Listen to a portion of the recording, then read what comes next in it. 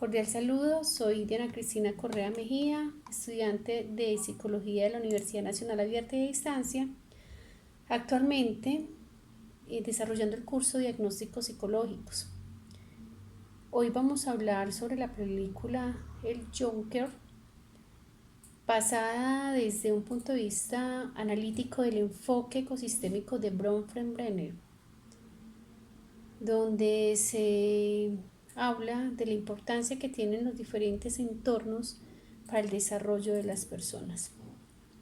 Es importante recordar que Arthur Fleck creció en un entorno familiar disfuncional, violento, fue adoptado a edad temprana, su grupo familiar nuclear fue representado por su madre adoptiva, Penny Fleck, quien fue diagnosticada en su juventud por psicosis delirante y trastorno de personalidad narcisista, y en la edad madura con evidentes situaciones de salud mental. Arthur, dentro de la historia, se descubre que fue abusado sexualmente, un asunto que no recordaba en su madurez, y maltratado por una de las parejas de su madre.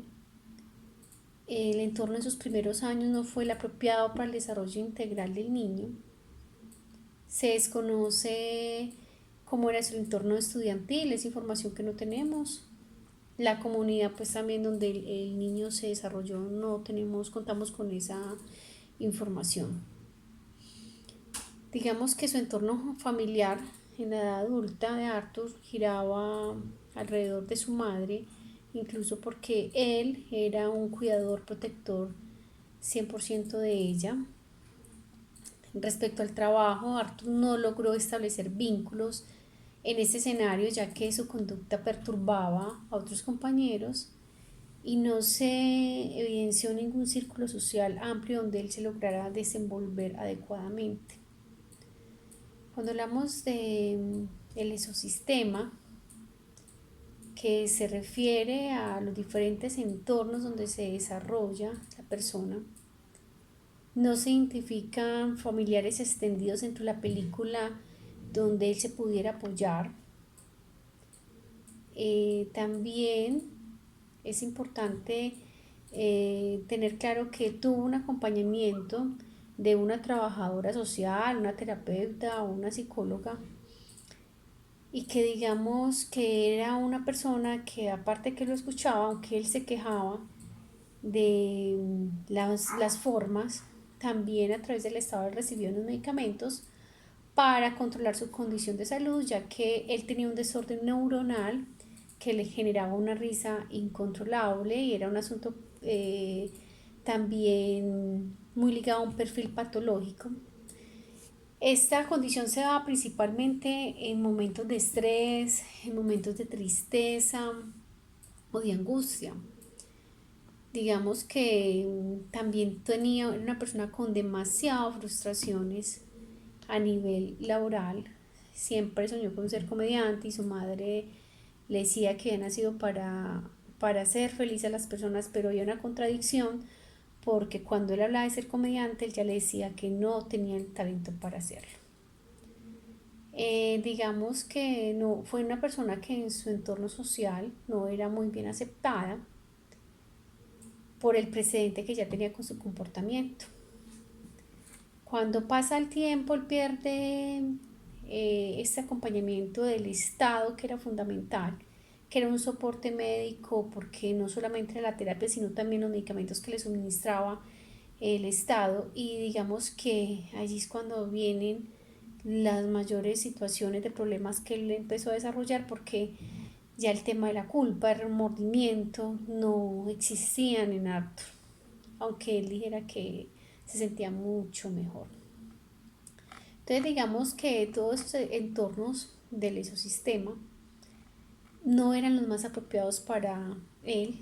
Pienso que era una persona que no tuvo las suficientes posibilidades, ya traía un diagnóstico y no sabemos si ese diagnóstico de su conducta vinculada con los ataques que le daban de risa por el desorden neuronal tenía que ver con un antecedente genético, o si se produjo en el momento que él era maltratado, porque en la historia Se comparte que él había sido un niño también maltratado y que en un momento cuando lo encontraron tenía una contusión fuerte en su cabeza y no sabemos si de pronto esos golpes también tuvo algún impacto. Adicionalmente que también lo encontraron en un momento de desnutrición importante y sabemos que la alimentación en los primeros años de vida y no solamente en los primeros años de vida, pero digamos que en el niño es fundamental para el desarrollo cognitivo y también para el desarrollo físico. Dentro del macrosistema se desarrolla en un entorno muy caótico, una ciudad con desorden ambiental, con desorden psicológico, se ve que las personas no son personas con conductas amigables, con conductas sociables que piensen en los demás. Digamos que estas condiciones de la ciudad y del entorno social no aportaban mucho a Arthur, una sociedad donde te señalaban por lo que hacías, donde había estigmatización. Entonces, y adicionalmente el abandono estatal en los programas de rehabilitación mental y en otros aspectos sociales que impactan directamente no solo a Arthur, sino digamos también a las personas y a los ciudadanos que habitan en ese entorno. Estas características de ese macrosistema finalmente impactan también a esos microsistemas, desde lo grande a lo pequeño, y lo podemos ver también como un ejemplo cómo transcurren esas situaciones a nivel social, por ejemplo en Colombia. ¿Qué sucede cuando, y hago esta referencia también mencionando los documentos del COMPES, cuando finalmente las prácticas y digamos los programas de desarrollo para la prevención y la atención de la enfermedad mental no abordan integralmente al individuo? Entonces terminan siendo programas que se deben tener por dar un cumplimiento, pero que finalmente no son efectivos.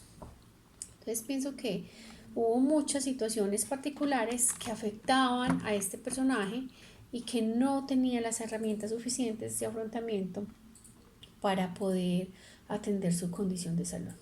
Muchas gracias.